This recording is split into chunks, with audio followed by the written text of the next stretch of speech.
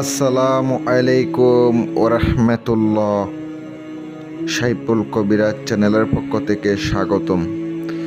আশা রাখি সবাই ভালো আছেন। আজ আমি আপনাদের সামনে কিতাবুল ফেরওয়ানা এই কিতাবের একটি আজকে নকশা দেব। এই কিতাবের নকশা আমি পরীক্ষা করি নাই, অনেকে পরীক্ষা করছে, কিছু কিছু কাজ হয়। আপনারা আজকের এই বিদ্যার মাধ্যমে কাজগুলো করতে পারেন। কিভাবে একটা মাসুককে নিজের মহাব্বতে ফালাইবেন, কিভাবে নিজের মহাব্বতে টেনে আনবেন, সে এমন অস্থির হয়ে যাবে আপনার কাছে আসার জন্য। সম্পূর্ণ কিতাবের নিয়ম সহ দিয়া দিছি। যদি কোনো প্রয়োজনে কোনো সমস্যার জন্য কাজের জন্য যোগাযোগ করতে চান, স্ক্রিনে ফোন নাম্বার আছে, যোগাযোগ করবেন। শুধুমাত্র কাজের জন্য যোগাযোগ করবেন, অযথা কেউ ফোন দিবেন না। ফোন দিয়া যদি বিরক্ত করেন, আমি ফোন ধরব না। আজকের ভিডিওটা শুরু করা যাক। এটা সবার উপরে করতে পারবেন। খুব শক্তিশালী মহাব্বতের একটি নকশা, নিয়ম সহ লিখে দিছি আমি, তাও আপনাদেরকে বলে দিতেছি। সব কিছু কিতাবে যা আছে ওই মতো করলে হবে না, গুপ্ত বেদ গুপ্ত নিয়ম সহ বলে দেব। কাহারও মনে আপনার প্রেম সৃষ্টি করতে চাইলে নিচের নকশাটি আপনাকে একটি ছোট ফাঁকি আনতে হবে প্রথমত।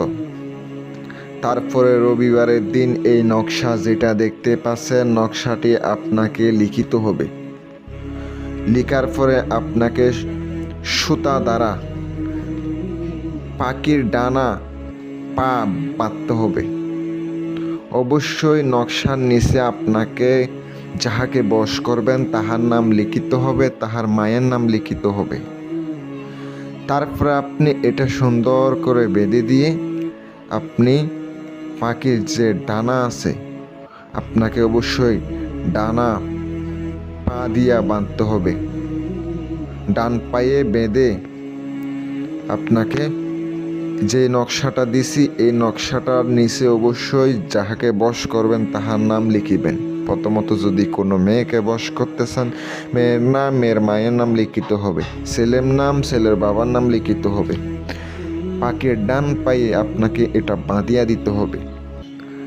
আর আপনাকে বলতে হবে, হে নকশার মোয়াক্কেলগণ, নকশাটি সামনে ধরবেন। ধরার পরে বলবেন, অমুকের কন্যা অমুককে অমুকের পুত্র অমুকের কাছে আনিয়া দাও। এই নকশা হুবহু সেম লিখিত হবে, ভুল করলে কাজ হবে না। নকশাটি লিখার পরে আপনি সুন্দর কইরা নকশাটি ওখানে বেঁধে দিয়ে আপনাকে পাখিটা সাইরা দিবেন, মেয়ের বাড়ির দিকে সাইরা দিবেন। আপনার কাজ শেষ। দেখবেন আপনার যে মনের মানুষ ছটপটানি শুরু হয়ে যাবে। কালো সুতা দিয়ে বাঁধবেন। আমি তো নিয়ম কারণ সম্পূর্ণ ওখানে তুলে ধরলাম, কিন্তু জাফরানের কালি দ্বারা লিখিবেন। নকশা জাগাইয়া নিবেন, নকশা না জাগাইলে কাজ করব না। নিজের কাজ নিজে করুন, নিজের সমস্যা নিজের সমাধান করুন। প্রয়োজনীয় সমস্যার জন্য স্ক্রিনে ফোন নাম্বার আছে, যদি কাজের জন্য যোগাযোগ করতে চান তাহলে যোগাযোগ করবেন। আমি সম্পূর্ণ নিয়ম বলে দিলাম, নিয়ম সহকারে তুলে দিলাম, আমি নিজে গুপ্ত বেতে বলে দিলাম। আসসালামু আলাইকুম ওরহমতুল্লাহ।